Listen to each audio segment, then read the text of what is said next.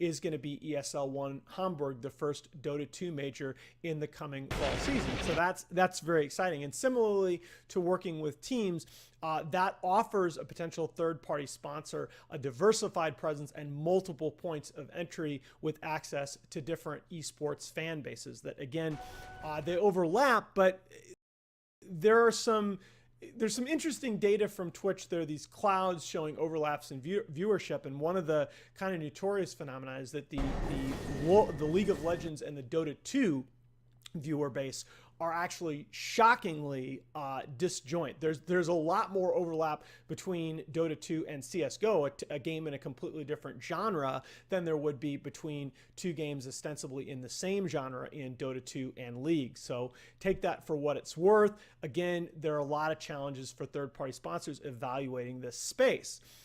Importance of organizations. Now, one of the things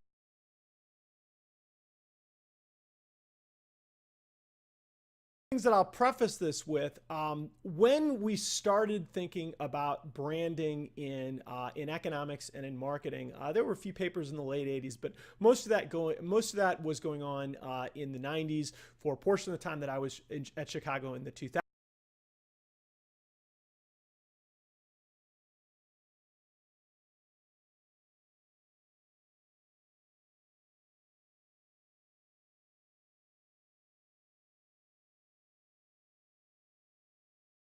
That research was also going on, and a lot of it was about the impact of branding on your more immediate purchasing decisions. So can we design advertisements or design ways to promote your brand that makes it more likely that a particular consumer will choose your product over its competitors? So it was very short run in its focus.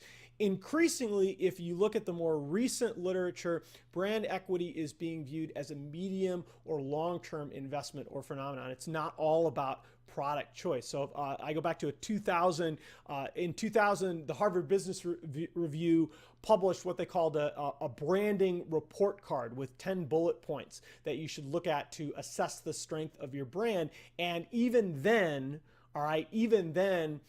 over half the bullet points used language like long-term or build or develop.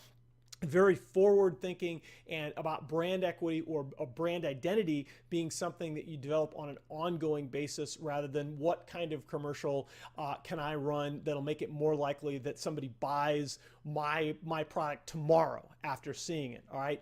And there's kind of a neat, more recent paper I believe this is in Marketing Sciences. I could have the journal wrong, by these two authors that I'm not going to try to pronounce, Slothgraf, I would assume, and Pauls.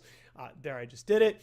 And they used a panel of data, and they evaluated over time how the total brand equity that you have at current can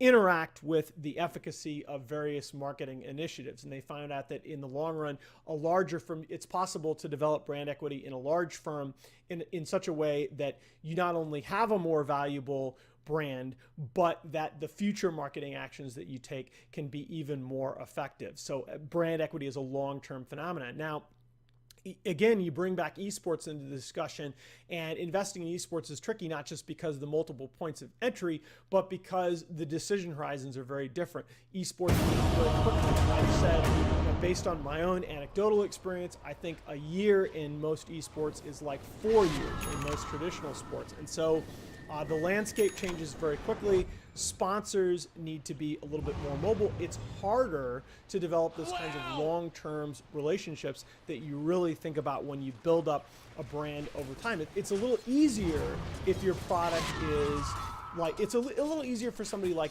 Razer or SteelSeries, where your product is very close to gaming or very close to something that would be used both by the professional players and by the fan base at large. There's a lot more room for short-term development. But when you're a company like Mercedes-Benz, this is obviously something that you're doing with more of an eye toward a long-term brand recognition and brand development.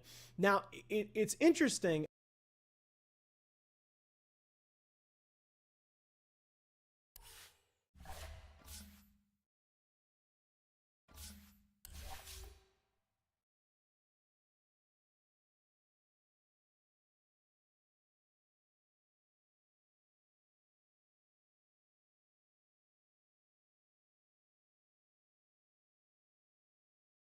I titled the slides, "The Importance of Organizations." A lot of people, when they first look at esports, they think, well, actually, relatively more of the brand equity in esports should be coming from individual players as opposed to teams or leagues. For example, in esports, you don't have, for the most part, teams or teams associated with a particular city or cities. So, I'm a huge Cardinals fan because I grew up in St. Louis. I was going to Busch Stadium when I was still in diapers. I'm a huge Duke basketball fan because I went to college at Duke.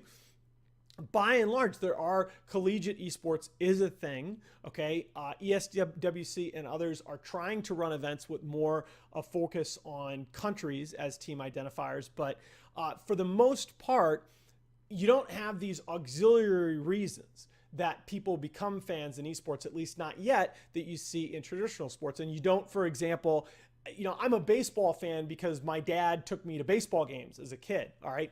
I'm not going to be a Call of Duty fan because my dad was a Call of Duty fan, at least not yet. We don't have that going on. So relatively more of the attachment in some ways has to be to individual players. What I argue, though, is I think that these individual organizations in esports or the team sponsors are even more important in terms of developing and channeling the potential for brand equity organization within the individual players. I think that by and large, individual esport players, part of this is due to age, part of this is just due to the newness of the industry, but by and large, esports players are not great at developing their own brands. And in what I've seen in other esports, sadly, this is a little lacking in Dota 2, is that teams and sponsoring organizations can play a very constructive role in terms of helping players develop that individual brand, and that's just in everybody's best interest. Okay, so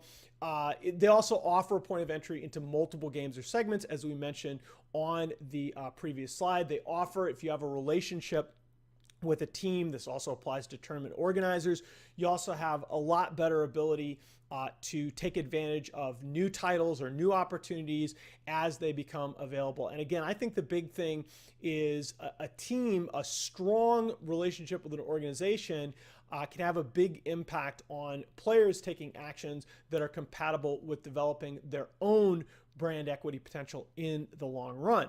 All right.